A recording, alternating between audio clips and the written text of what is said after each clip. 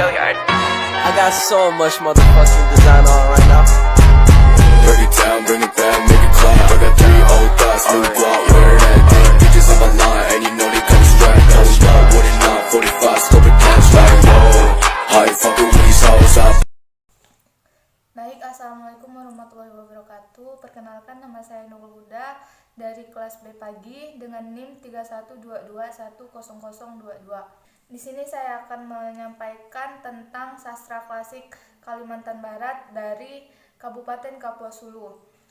Adapun sastra klasik Kalimantan Barat dari Kapuas Hulu itu yang dapat saya ketahui ada 3, yaitu mitos Pulau Begansar, legenda asal-usul Desa Betung, dan fabel yaitu Teluk Malarutan dan Puaka.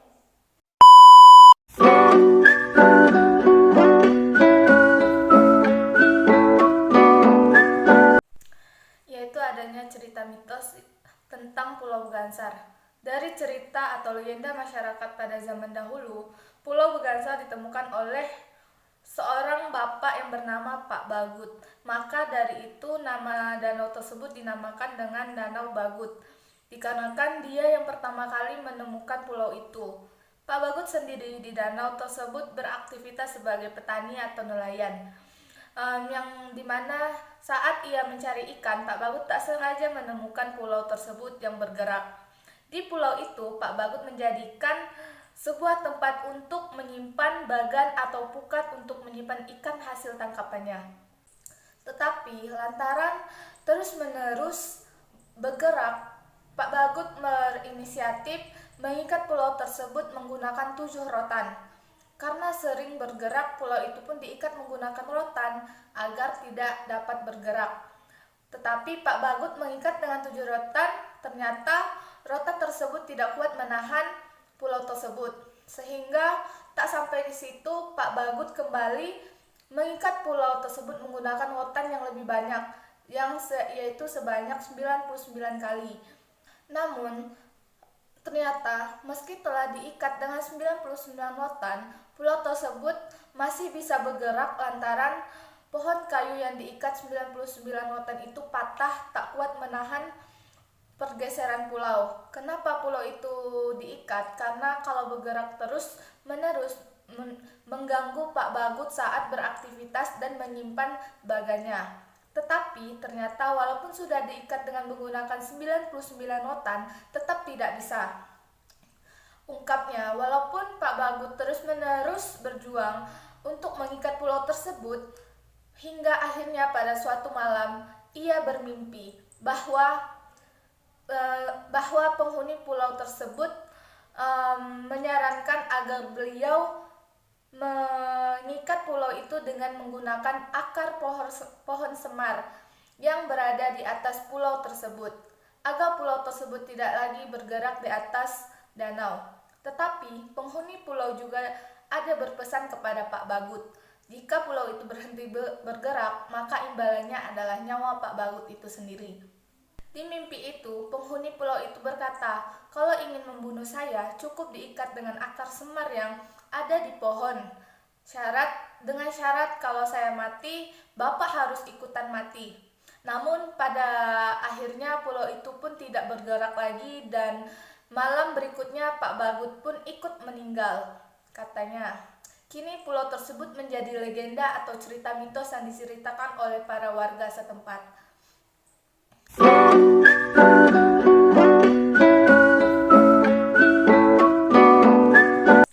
Selanjutnya yaitu cerita legenda asal-usul Desa Betung. Pada zaman dahulu kala, Desa Nangabetung katanya didirikan oleh Raden Pati kira-kira pada tahun 1090-an. Pada masa itu Raden Pati diutus oleh Pangeran Laksamana yang berkedudukan di Nangabunut. Pada saat itu Raden Pati menempati kampung Nangabetung di rumah seorang penduduk. Pada saat itu juga belum terlalu ramai jarak rumah penduduk dari penduduk lainnya. Kenapa Nangabetung disebut dengan Desa Nangabetung? Karena desa tersebut terletak di Nanga atau muara sungai yang di mana di tempat itu banyak tumbuhnya bambu betung yang hidup, yang sering juga disebut oleh para warga setempat dengan sebutan poren betung atau buluh yang berukuran lebih besar dari bambu yang lainnya. Sedangkan Sungai Betung sendiri terletak di sebelah kiri, mudik Sungai Boyan katanya. Pada saat itu Raden Pati pun bermimpi, di mana di mimpinya itu Raden Pati mengetahui bahwa kampung Nanga Betung dipimpin oleh Raden Cakra atau yang disebut dengan nama Atoy. Atoy adalah penduduk pribumi yang katanya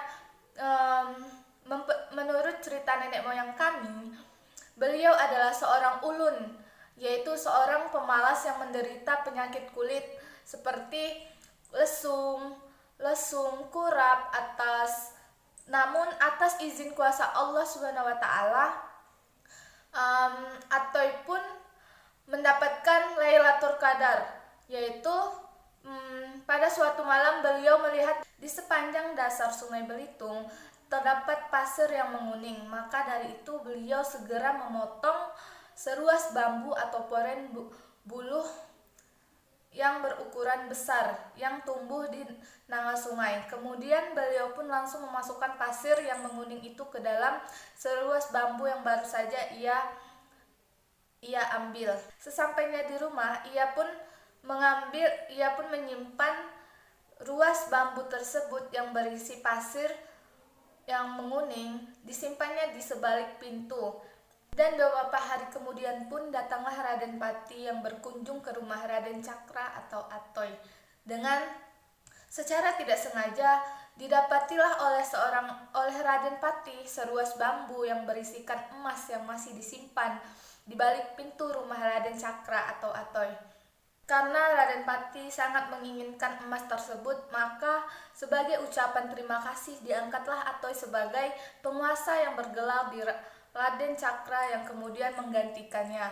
Kedudukan Raden Pati sebagai pemimpin desa kampung yang diberikan nama dengan Nanga Betung. Kepemimpinan Raden Cakra berjalan dengan mulus tanpa adanya kendala suatu apapun. Kemudian pada saat itu kepemimpinan Raden Cakra pun runtuh pada zaman penjajahan Jepang, yang dimana Raden Cakra pun menjadi sasaran pertama yang diincar oleh Jepang untuk dibunuh.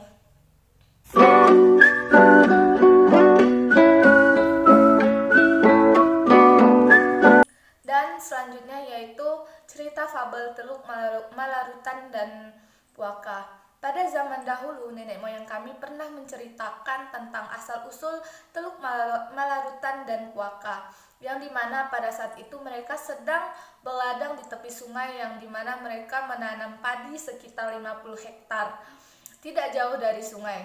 Selesai menanam padi, mereka pun pulang dari ladang untuk beristirahat agar besoknya bisa pergi lagi ke ladang untuk menyelesaikan padi yang mereka tanam kemarin. Hari demi hari pun terus berlalu, yang dimana pada saat esoknya pergi ke ladang, nenek moyang kami dikagetkan dengan terjadinya longsor di tempat ladang yang mereka tanami padi itu, sehingga habis masuk ke dalam sungai. Semua padi-padi yang sudah ditanam. Pada saat itu juga nenek moyang kami juga menyebutkan sungai itu sebagai sungai yang berhantu, yang dinamai Teluk Malarutan. Pada saat itu semua orang pun menganggap bahwa Teluk Malarutan adalah teluk hantu atau teluk yang banyak hantunya. Di saat itu juga terjadinya 2 ekor ular besar yang sedang berantem atau berkelahi, yang dimana Teluk Malarutan juga dikenal sebagai teluk yang memiliki puakanya. Dari cerita nenek moyang kami juga bahwa teluk ini yaitu teluk berhantu yang memiliki puaka dan memiliki puaka. Itu semua benar, yang dimana pada saat ada beberapa warga yang mencoba untuk kerja tambang emas di Teluk Malarutan tersebut, mereka mengalami keanehan dari Teluk Malarutan tersebut, yaitu dengan pada saat mereka bekerja, sungai itu terasa tidak dalam, dan pada saat mereka menyelam ke sungai itu terasa dalam. sehingga pada malam harinya mereka berinisiatif untuk tidur di tempat mereka bekerja. Sehingga ada salah satu dari pekerja menemukan seorang penghuni dari Teluk Malarutan tersebut, yaitu di mana penghuni itu mengganggu mereka agar mereka tidak bekerja lagi di Teluk Malarutan. Namun akan tetapi para pekerja pun berusaha meminta izin kepada penghuni Teluk Malarutan tersebut agar mereka diizinkan untuk bekerja di Teluk Malarutan tersebut dan tidak diganggu-ganggu lagi pada saat mereka bekerja. Mungkin itu saja penjelasan dari saya mengenai sastra klasik dari Kabupaten Kapuas Hulu. Jika ada salah kata yang saya sampaikan, saya mohon maaf. Wabillahi taufiq wal hidayah. Wassalamualaikum warahmatullahi wabarakatuh. Audio Jungle.